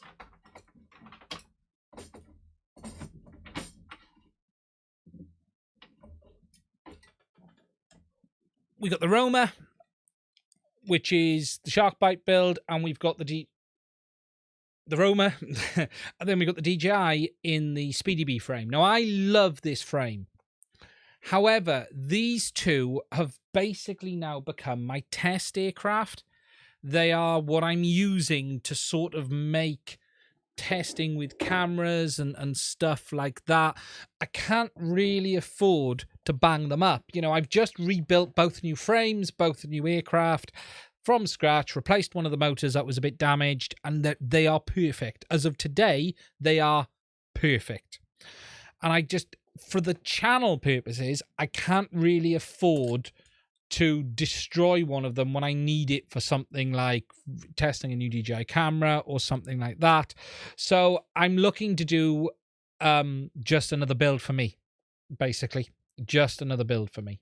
And what I might end up doing is converting the DJI build into my FPV build because I love that frame. Although the Roma does offer more protection, I have to say the Roma does have those plastic bits on the side and it just offers more protection. Unless I convert the Roma to DJI and put the Byte in another build, or just do another build with a Vista. And I'm just going to do it as a Vista.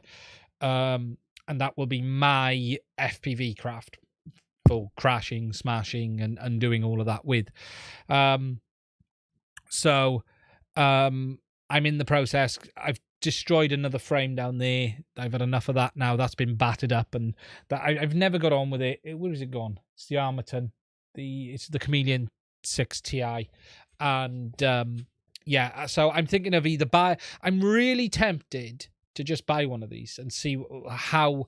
I know the Roma V2 flies really well, but I watched JB's video on the other one and I was sort of blown away as well. But £380 UK. What is it on iFlight? iFlight Direct. What is do they ship? What's the cost like? Shop at iFlight RC. Let's just have a look. Shall we? Here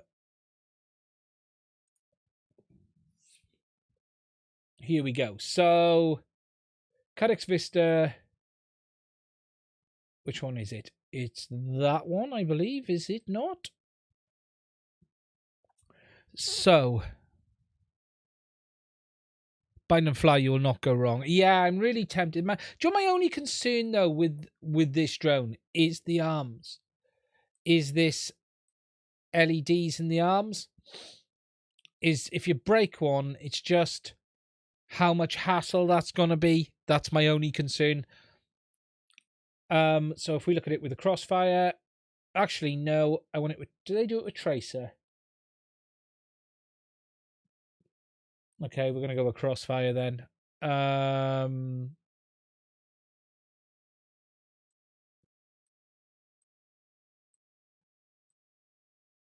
still prefer 4S than 6 personally. I'm still flying a lot more 4S than 6 at the moment, just simply because of the amount of batteries I got. $488 Express LRS, damn it. No, I'm not there for Express Element, Bruce. Yeah, Brutus. Yeah, I am gonna get there. I'm refusing yet because I don't need to make another change. I've committed to Tracer and Crossfire for now. Okay, that's where I'm at. I want to do 6 months on them, then I'll come over to the dark side. And actually, that's something to mention. JB mentioned it the other day. If you haven't seen, who is it? Someone's making tracer receivers now as well. One of the companies. But yeah, look, $488. It's nearly $500. It's not going to be any cheaper in the UK, that. Do they sell the arms for these? Do they sell the arms for these then? And this is the only record parts. So here we go. Frame parts.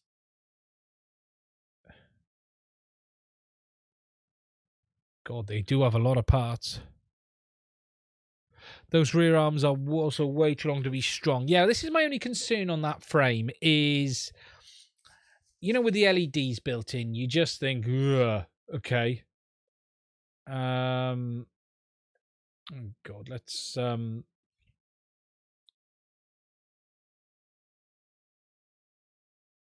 I gonna have to search for it? Nazgul.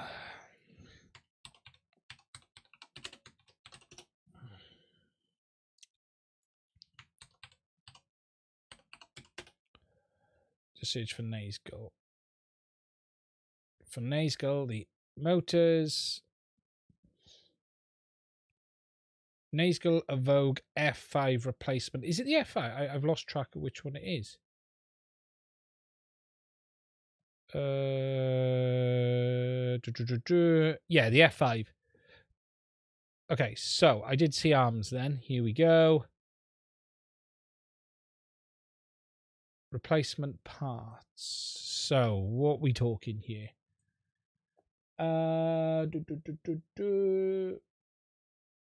Replacement arms, 1p. So they're $8 for a set of replacement arms.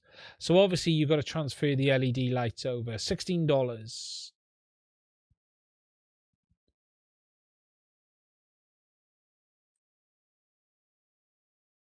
Rear arms.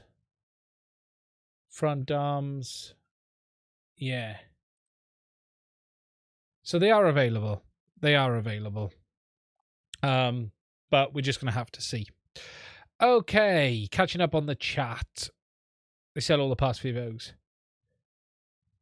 They now sell all the spears. That's good news. That's good news.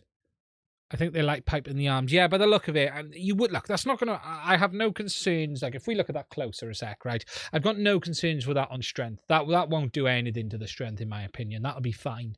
It's a very shallow cutout. It does look on a really nice aircraft. Axel the Dead Cat version. Yeah, well, at the moment, you're struggling to get each one. So if we go back on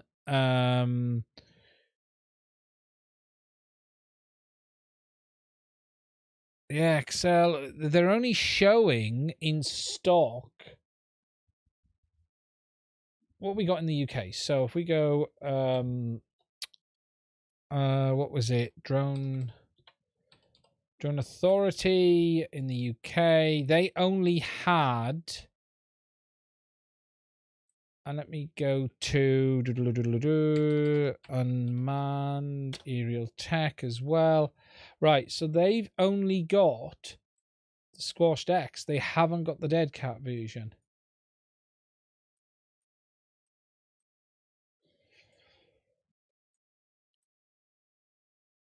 I got the Dead Cat from Unmanned. So Unmanned have the Dead Cat, do they?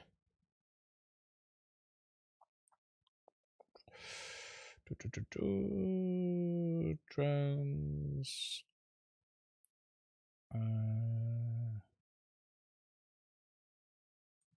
Out of stock. Oh, no. Out of stock.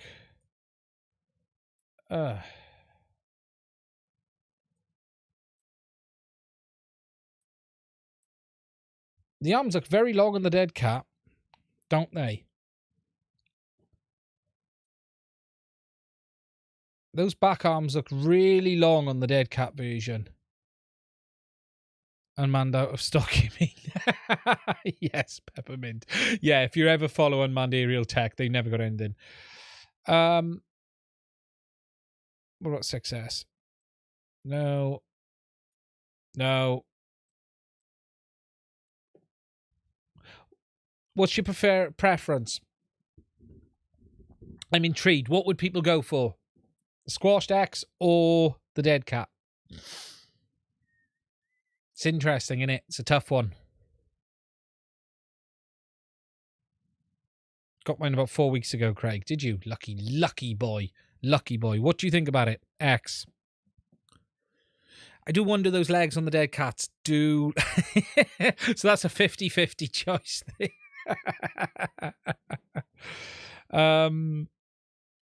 JB Fly Analog X version.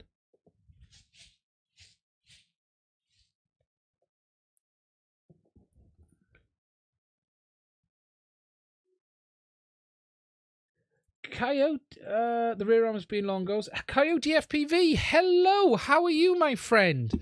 Nice to see you in the chat. Hope you are safe and well. The rear arms being longer, going to add another vibration frequency peak.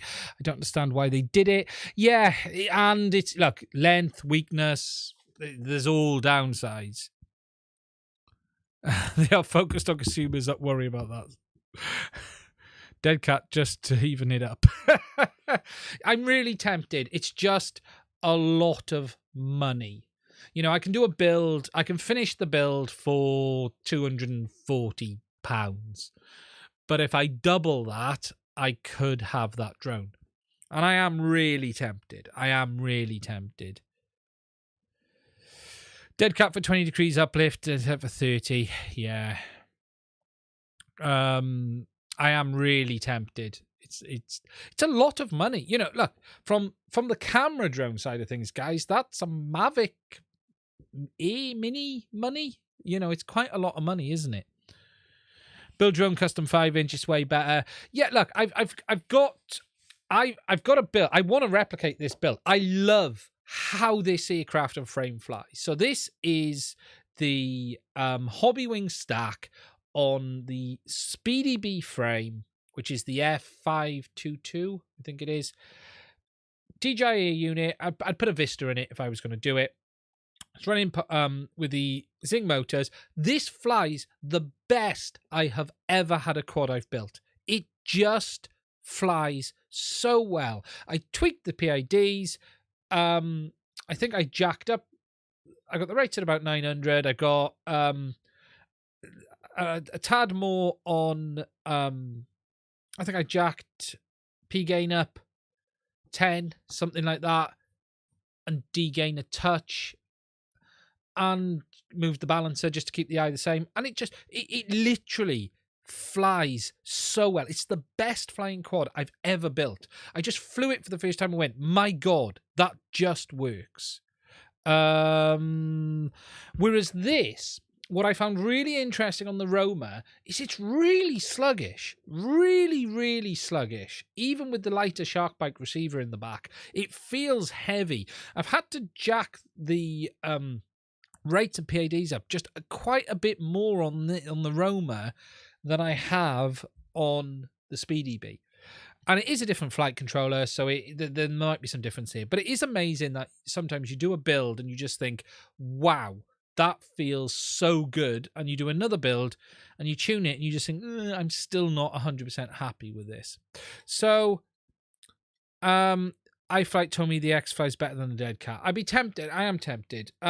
So I got two options. I either just build another aircraft and I might just convert this into my daily driver, take thing off it, or leave it on, and turn that into my daily driver, and then just build a very basic one. Save your money and teach you how to build and repair. Yeah, look, I've built thousands of quads over the years. What I've never done, and this is hand on heart, is I have never bought an off-the-shelf FPV quad. I haven't ever done it. I've been building FPV quads since 2014. I've never bought one. I literally never have. I'm really tempted to give it a shot. And interesting, something I was saying to Chris Rosser the other day. I had a really great phone call with Chris Rosser, and I had a couple of phone calls with Chris. He's a fantastic guy. And there's some stuff he's working on. You know, Chris makes his own frames. So we were talking about his frames and stuff. And I'm not going to go into some stuff because he's got some stuff going on, and which is really cool. And something I said was, I don't know really how other quads fly compared to my own. I really predominantly fly my own aircraft. I very rarely fly anyone else's, other than ready off the DJI stuff. You know what I mean? But from an FPV point of view, I tune my quads the way I like them. Now, an interesting concept is this. That might be really bad compared to some people's. And what and I haven't done this for a long time, is I'd like to understand I know people say that drone flies really well or that drone flies really well. But I've been building quads since 2014, 2015 and developed how I tune a quad and how I think it should feel over that period of time. But I could be completely bonkers on how I tune a quad, and it could be so far off. It's ridiculous. So, we all look for the same things. You're trying to get it tight. You want it. You look. You're avoiding bounce backs. You're making sure you got no PID vibrations. You're trying to tune out prop wash. All of that stuff. But I'm just really intrigued to buy one and go, oh, so this is how it's meant to feel, or oh my god, that feels great, or oh my god, that feels terrible. So I am really tempted on that. And I'm actually tempted to make a video on that. It's those of us who build stuff and build stuff regularly, I don't fly with a lot of other people because of where I live, and I fly predominantly on my own and my own aircraft.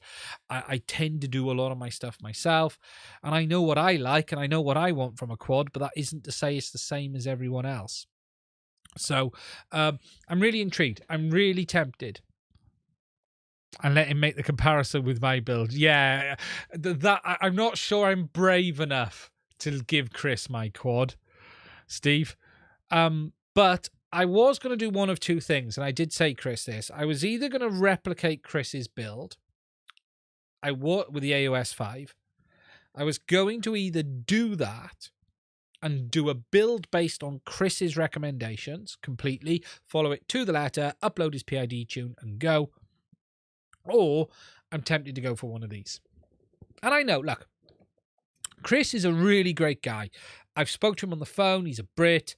He's doing some amazing stuff. There is some people who find it a bit, he says his frame's better than this. Chris is using a very logical method to build his aircraft and his frames, and he's coming up with some really interesting stuff. And there are people who say his frames fly amazing. And look, we all know the video where that was completely dismissed. And that was, I'm not going to say who, but you know what I'm talking about there. But I think what Chris is doing is really interesting, and he's got the data to back it up, and a lot of people like what he does. The reality is this, right? It's subjective. We all like things to feel different. You can get into one car and you'll like how it feels, and you'll get into another car and not like it. How I tune a quad might not be the way you tune a quad. We all look for the same baselines that you got, you got no bounce on the moves. When it stops where you put it. The reactions are sharp, they're crisp. It does what you want it to do. No one wants a quad to feel mushy. You want it to feel tight, and when you come off the stick, it stops and it holds, and then you don't want bounce back and you don't want prop wash, and you want to tune it so you feel part of the machine. But we all have a preference around that as well. So, but yeah, interesting. I'm tempted. I'm going to sleep on it before I hit the buy button. That's for sure. I'm not going to jump into it too soon. Now, guys, if you've got any questions, please do put them in the chat. I am always open to answer them. It's fantastic to have so many people here tonight. We were over 100. We're down to 85, but I really appreciate you guys. From my point of view, from what I was going to cover tonight, I think we've covered it. For this week, I'm still finishing the video on these radios. So okay, this isn't everyone's going to love this. This is going to be, the first video is an overview of the differences, because there's a lot to talk about on these radios. Part 2 will be setting them up on the drone, and part 3 will be getting them out and about. I'm finishing the wing build. The wing is over there. I've had it on the bench today. I've been getting Pilot up and running with the DJI FPV system. The plan is to get the AR wing out probably in the next 2 to 3 weeks. And then I've got to continue with the Pilot builds. I got to rebuild my Pilot drone into the frame, which is hanging up on the wall there. So there's a lot to do. There's a lot to do. And then next week there's going to be the review on the new camera. Again, I'm late to the game. I wish one day I might be able to get a review done early doors. It would be really great to be able to get something come for day one launch. The UK, just the postage to here takes forever. It really, really does. Once you're already in anger, you will not want to go back to Crossfire. Yeah, I can't talk about ranges and stuff. Tuesday is the video coming up. Do you know if the iFlight A7 HD, off the top of my head, no, but let's have a look. Let's see what we can find out. That's the Whoop, isn't it? It depends what the flight controller is. It's the Alpha. Yeah, I get the Pilot stuff takes. It's more my winter projects. The Pilot. Are they going to include firmware updates on the radios? Yes, I'll show you how to do that.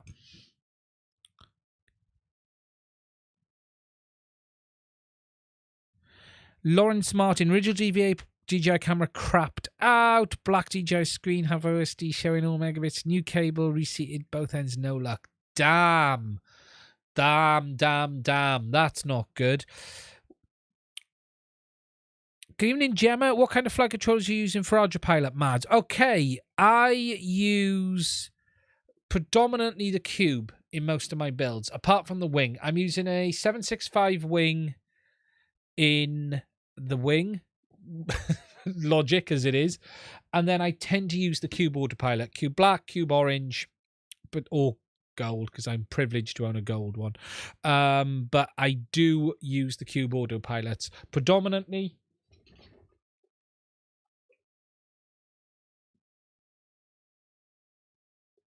These magical things, just to show you guys from there.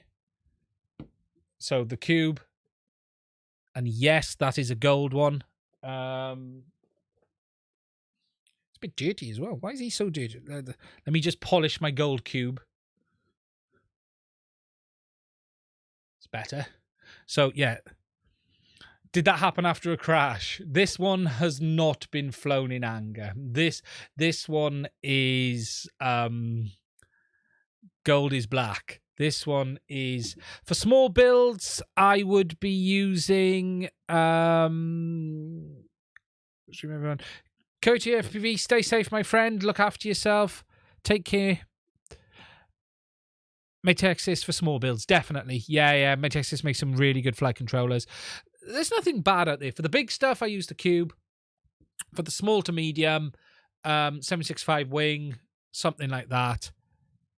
The gold cube, it's a special edition. It's a cube orange just with a gold housing. What's special about it is there's only about 10 or 20 of them in existence. That's what's special. I think it's about 10 or 20. It might be a few more. He lives up there. He was a very special... that was very kindly presented to me by the guys at Cube Pilot after we made a load of videos on the Cube last year. I've flown iVibe, but I haven't gone Autopilot yet. I was also thinking of the Cube. Yeah, for what I would say is if you check out something like the 765 Wings and those ones, they're all iNav stroke Autopilot compatible. So the nice thing is you can jump between the two. You can use one or the other. And if you don't get on with Autopilot, you can move back to iNav. iNav is substantially easier to set up. That is for sure. Look, part of the time on my Autopilot wing build has been all of the nonsense around Autopilot. It's amazing at what it does, but it is a bloody pig of a software to get up and running. That's just the reality. So it's bad on quads, but I haven't built a plane build for about a year and a half, so I'm taking it slowly just to make sure I get everything right. But there is, 1,000 params. There's just so much there you can adjust. There really is. But that's it. And then the Autopilot stuff now will be ticking over the winter. As I said, for this week, the FPV goggles videos coming up. So this thing, my review of this, the patch antenna, that goes up this week, which is the FPV Tech one. That's Tuesday.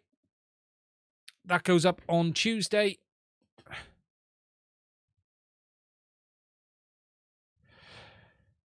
Using the 720 for 5 horse. Yeah, that's a really nice flight controller as well. The H7, the 20x20 H7. That's really, really nice. It's that's a really nice unit, that is. I have a few iNav builds. Yeah, Cube is probably not ideal for planes. You can use it in a plane if you've got the space, don't get me wrong. But for like wings and stuff, maybe this H743 or something like the Matex Wing series or the smaller boards. Am I doing a video on... I'm not doing a build video. I'm going to do a video showing what I've built, but I've not done a build video. Painless has already done one on that, so there's no point me covering the build. I will show you what I've done and the layout. It'll be more of an overview of the build and then taking it out rather than this is it step by step. But what I'll do is an overview of what I've done and the configuration that I've done in Autopilot for it as well. That's what I'll do. Because that's the important part on that. It's more the configuration than anything.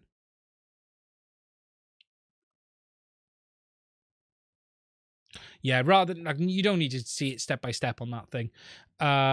What we'll do is we'll do the video talking... Once I've got it finished, then we'll do that, basically.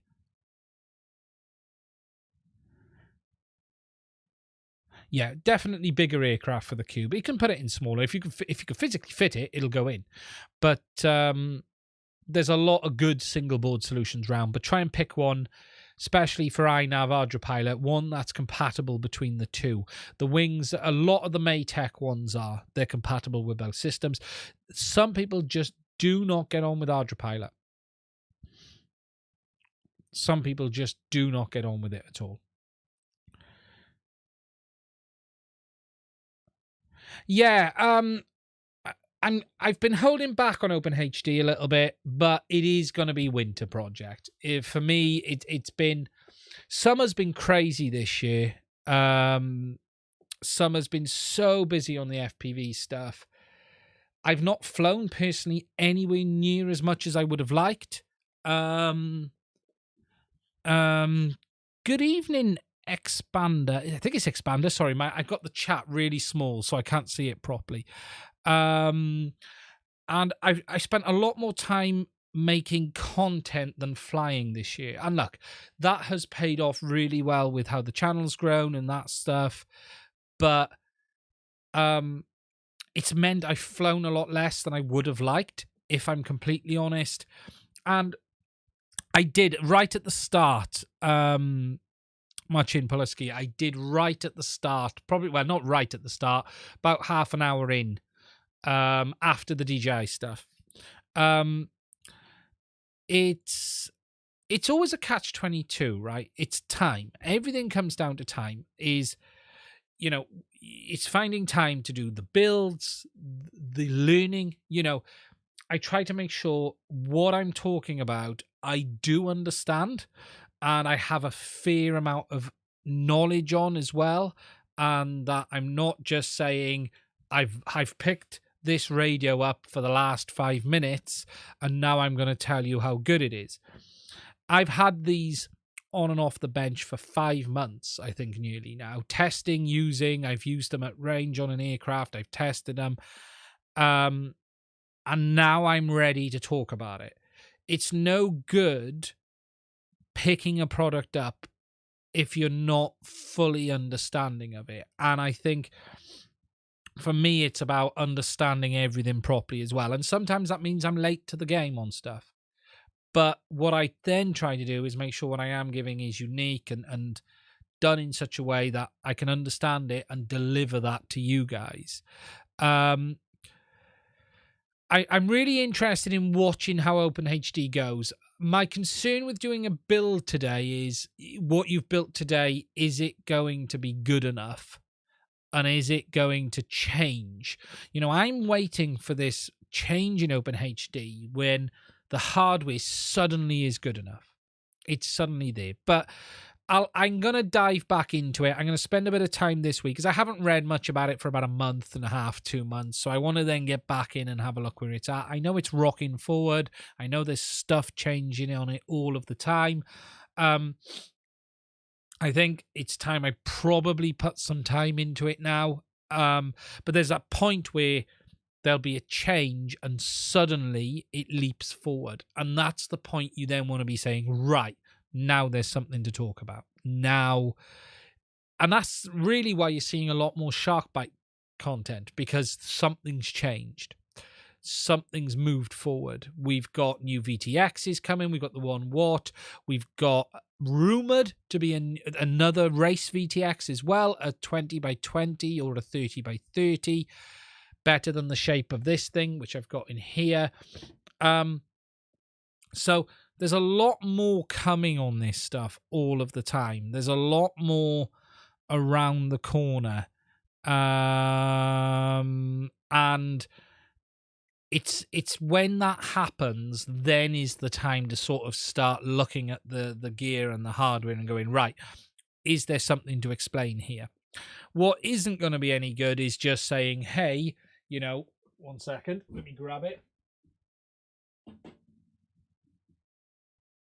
You know, here's a Raspberry Pi 4. You now need to fit this into here. And we need to build FPV. You know, we don't need that. Yeah, I did see Curry Kitchen start, and I was watching his closely to see where it went. What I will do, guys, is I will commit to doing a video on it in the next 3 weeks, talking about where it is and what I intend to do. And I haven't seen that. I haven't looked enough to say what we're going to do. It will either be I'm not ready to jump in, or it will be P3, yeah, Pi3 Mini. Yeah, I do know you can go for the smaller one, but it's still sizing it's sizing. It's where we're at, you know, what the camera is, the latency. What I don't want to do as well, and this is a genuine concern, I don't want to damage it either. So, okay, if you take this, right, guys, so if we go into this today, I could build it today and show you it and go, this is where it's at, and you'd look at this, and I know it'll be smaller than this, but you'd look at it and go, well, that's a load of crap, that's too big, or that's not good enough for what I want, the latency's too much, stuff that, and people get put off by it. So sometimes those of us who talk about this also have a responsibility to let something develop before shouting about it too much, especially if what you're going to say is it's not good enough. Because it's easy to do it as a company, but you've also sometimes things have to be allowed to develop first. It's a catch-22.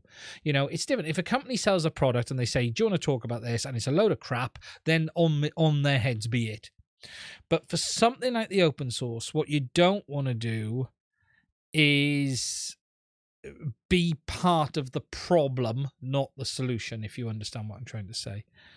And that's why I'm cautious. Because it would be really easy to kill something early doors. It would really be easy to. What you're saying here makes it would be really easy. So I want to be able to say, look, this is now worth looking at, or this is now. Mario FPV did a great video on OpenHD and Ruby. I know it's been ticking along.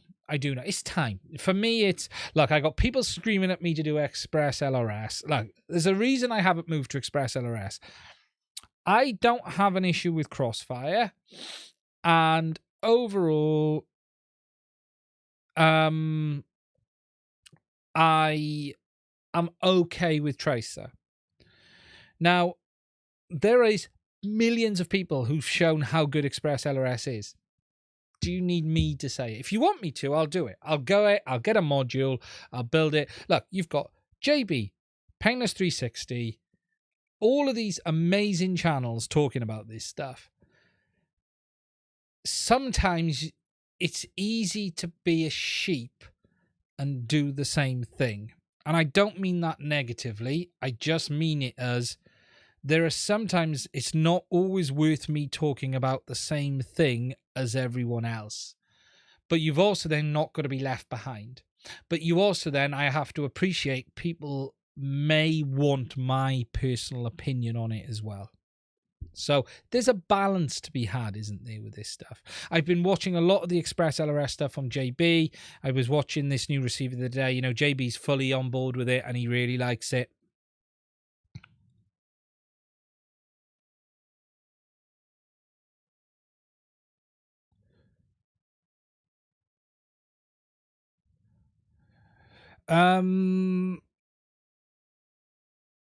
Whereas Varty is the man for Express. Yes, for sure. Varty certainly is. He's been pushing it for a long time.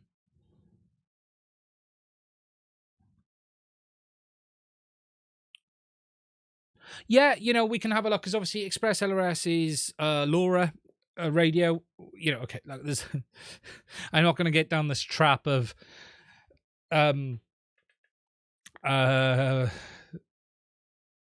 Tracer, LoRa, Express LRS, and the noise those guys. Do you know, like, for those who don't know, Tracer doesn't use LoRa. Now, LoRa is a way of transmitting a radio signal to allow the best possible range, and Tracer isn't, but Crossfire is, and Express LRS is on 2.4.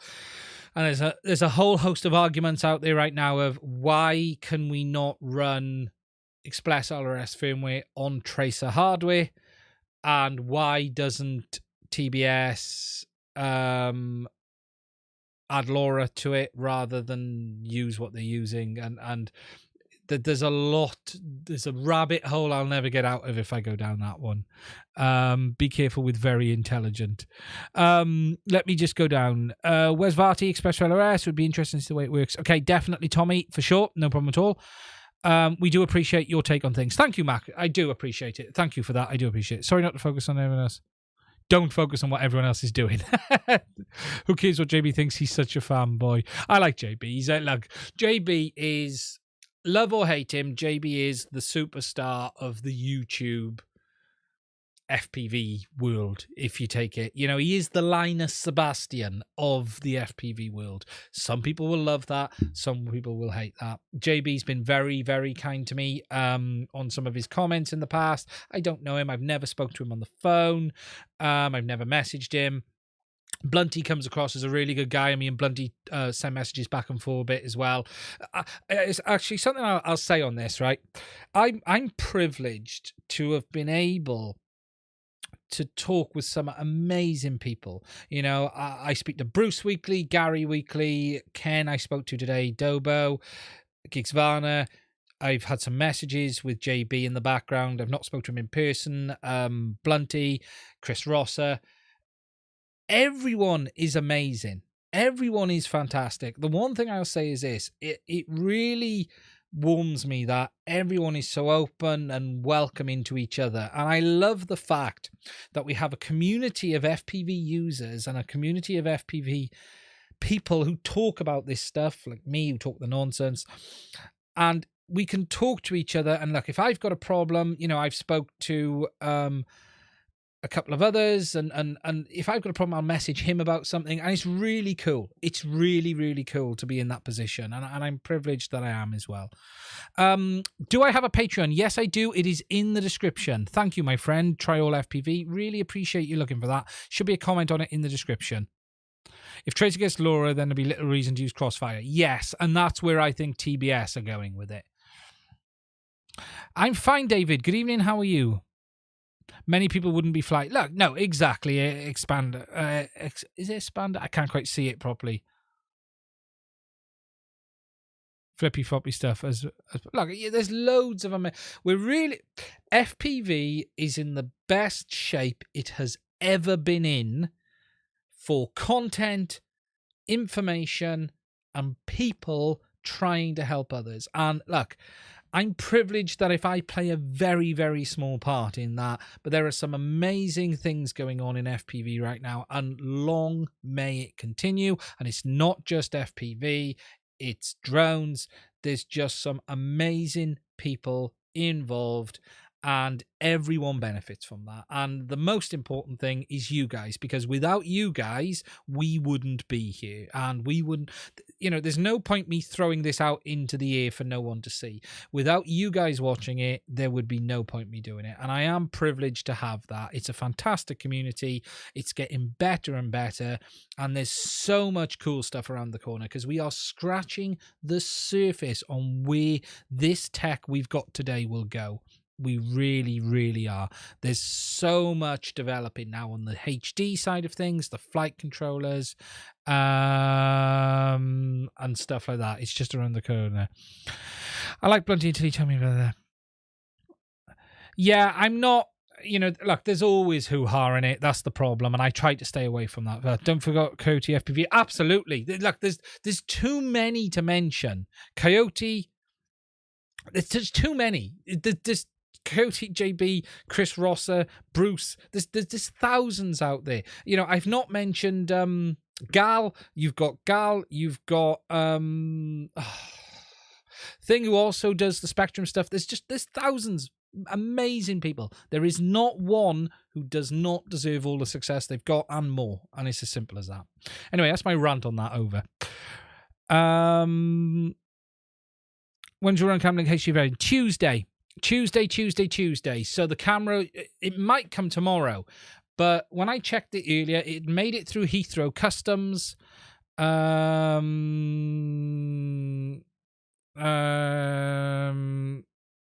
Made it through Customs, and it's on its way over.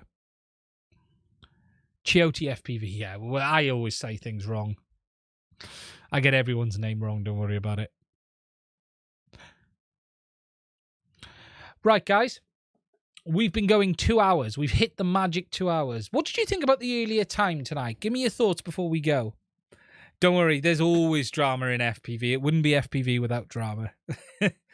What's the earlier time? Do we like that? Now, because obviously the clocks are changing in the UK in a couple of weeks. Good evening and good night. Hey, DMS Sandor. Good evening and good night. Because I'm thinking of doing it 9:30 next week. It's a bit easier on me as well. it's a bit easier on me.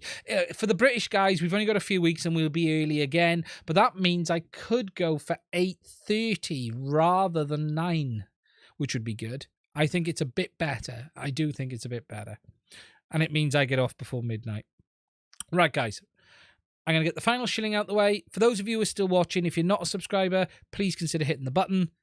I really do appreciate everyone for spending some time with me tonight. Thank you for the kind comments. There are links if you'd like to support us in the description. There is a link for my Discord server. Check that out. I'm going to put that in the chat as well. It's not very big. It's small. Let me find the link to it because it's, you know, the more people we can get on there, the better. I need to make more of an effort on it. I need to put more stuff on there. The sad fact is I got to go and find one of my videos to get my Discord server link. There we go. There's the link. Copy. We're going to put that there. No, we're not. We're going to put that there. There you go. There's the link to the Discord server. If you're interested in joining us, come over, say hello. I post a bit more stuff there. Stay safe. Look after yourselves. See you again next Sunday night. Same time, same place. And EU will leave, summertime, end of October too. Yeah, that'll help type as well. That'll give us some benefit. So look after yourselves, and I will speak to you guys soon.